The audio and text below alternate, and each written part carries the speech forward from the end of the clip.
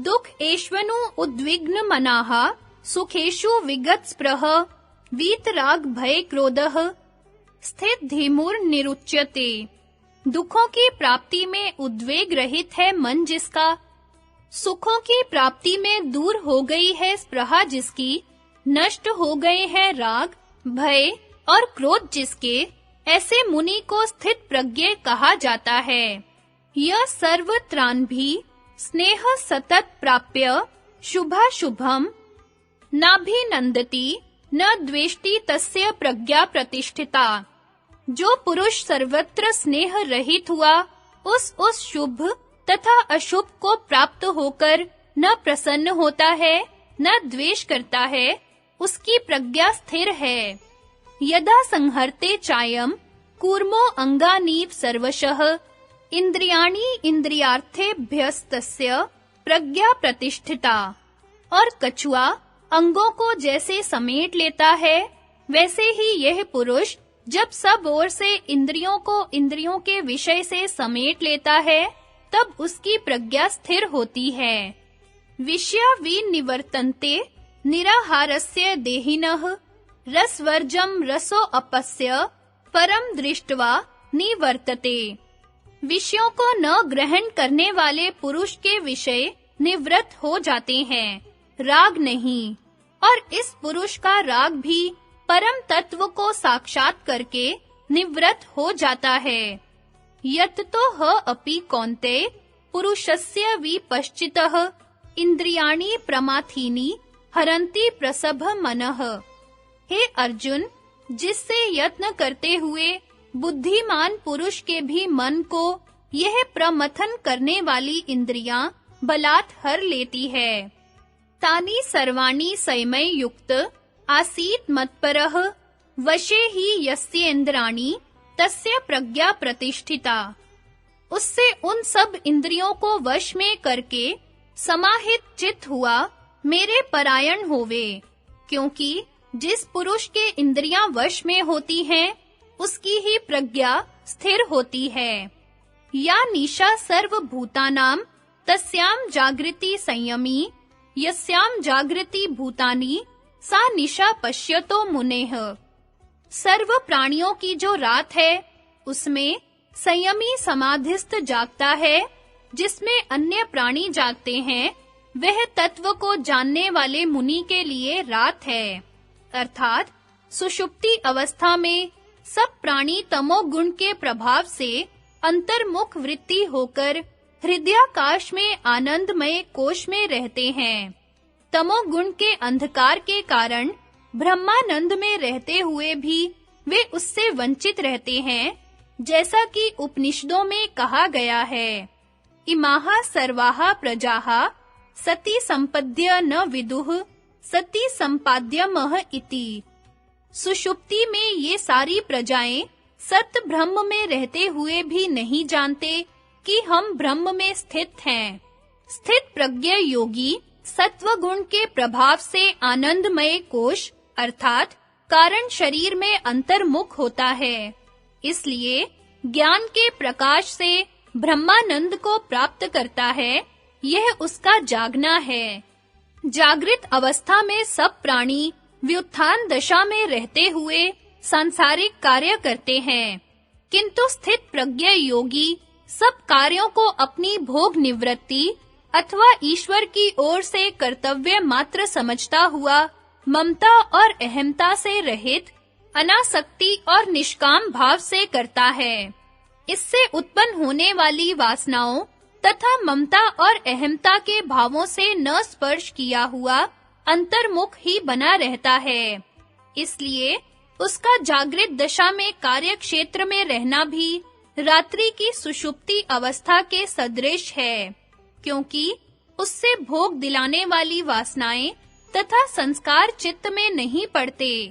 ये योगी जो स्वरूप स्थिति को प्राप्त कर चुके हैं, दो प्रकार के होते हैं। पहले, जिनके कर्म केवल भोग निवृत्ति के लिए ही होते हैं। दूसरे वे योगी जिनके कर्म भोग निवृत्ति तथा निष्काम आसक्ति रहित परमात्मा की आज्ञा पालन करते हुए समस्त प्राणियों के कल्याणार्थ ईश्वर अर्पण होते हैं। 2 प्रकार की मुक्ति। इसी के अनुसार इन दोनों प्रकार के स्वरूप स्थिति वाले योगियों की मुक्ति भी 2 प्रकार की होती है। प्रथम प्रकार के योगियों की मुक्ति में चित्त को बनाने वाले गुण अपने कारण में लीन हो जाते हैं, जो सांख्य और योग का कैवल्य है। दूसरे प्रकार वालों की मुक्ति में चित्त सत्व अपने स्वरूप सहित ईश्वर के विशुद्ध सत्वमय चित्त में लीन रहता है। ईश्वरीय नियमानुसार जब-जब उनकी आवश्यकता होती है, तब-तब वे संपूर्ण प्राणियों के कल्याणार्थ तथा संसार में धर्म मर्यादा स्थापन करने के लिए शुद्ध चैतन्य स्वरूप से शबल स्वरूप में भौतिक जगत में अवतरण करते हैं। जिस प्रकार स्वरूप स्थिति प्राप्त किया हुआ योगी असंप्रज्ञात समाधि से व्यवहार दशा में आता है, यथा यदा यदा हि धर्मस्य ग्लानिर्भवति भारत अभ्युत्थानं धर्मस्य तदात्मानं सृजाम्यहम् परित्राणाय साधूनां विनाशाय च दुष्कृतां धर्म संस्थापनार्थाय संभवामि युगे युगे। हे भारत, जब-जब धर्म की हानि और अधर्म की वृद्धि होती है, तब-तब मैं अपने आप को प्रकट करता हूँ, अर्थात शुद्ध स्वरूप से शबल स्वरूप में आता हूँ। सज्जनों की रक्षा के लिए और दूषित कर्म करने वालों का नाश करने के लिए, धर्म स्थापन करने के लिए युग-युग में प्रकट होता हूँ। यहाँ यह भी बतला देना आवश्यक है कि आना जाना, बंधन और मुक्ति आदि सब क्रियाएं अंतःकरण में होती हैं। चेतन तत्व उनका केवल साक्षी, अप्रसव धर्मी, अपरिणामी, निष्क्रिय, नित्य, सदा एक रस रहता है। उसमें बंधन तथा मुक्ति का होना विकल्प से आरोप किया जाता है, जैसा कि सांख्य सूत्र में बतलाया गया है। वांग मात्रम न तु तत्वम चित्त स्थिति। पुरुष में बंध आदि कथन मात्र है, क्योंकि चित्त में ही बंध आदि की स्थिति है।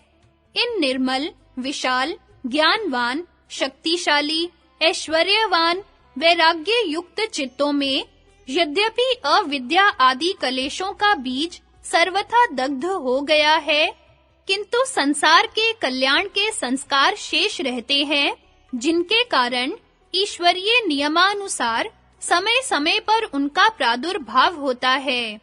इन्हें इस संकल्प को हटाकर चित्त बनाने वाले गुणों को अपने कारण में लीन करके कैवल्य प्राप्ति का सर्वदा अधिकार रहता है।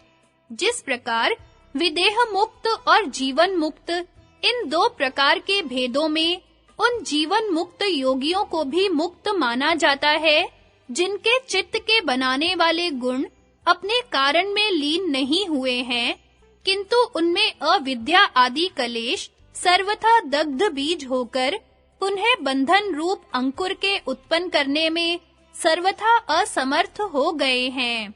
इसी प्रकार यहाँ भी मुक्ति के इन दोनों भेदों को समझ लेना चाहिए। उपसंहार। पूर्व अधिकार किए हुए योग का लक्षण, चित्त वृत्ति निरोध, इन पदों का व्याख्यान, अभ्यास और वैराग्य रूप दोनों उपायों का स्वरूप और भेद कहकर संप्रज्ञात और असंप्रज्ञात भेद से योग के मुख्य और गौण भेद को कहकर योगाभ्यास को दिखलाते हुए विस्तार से उसके उपायों को बतलाकर और सुगम उपाय होने से ईश्वर का स्वरूप, प्रमाण, प्रभाव और उसका वाचक नाम तथा उपासनाओं को बतलाकर और उनके फलों का निर्णय कर, फिर चित्त के विक्षेप और चित्त विक्षेप के सहकारी दुख आदि को कहकर और विस्तार से चित्त विक्षेप आदि को हटाने वाले एक तत्व के अभ्यास, मैत्री, करुणा आदि और प्राणायाम आदि को कहकर तथा संप्रज्ञात, असंप्रज्ञात दोनों अंग रूप विषयवती व प्रवृत्ति आदि विषयों को कहकर और उपसंहार द्वारा अपने-अपने विषय सहित अपने स्वरूप, और फल सहित समाप्ति को कहकर संप्रज्ञात और असंप्रज्ञात की समाप्ति कर सबीज समाधि पूर्वक निर्बीज समाधि कही गई है। यह उपसंहार केवल सूत्रों का है।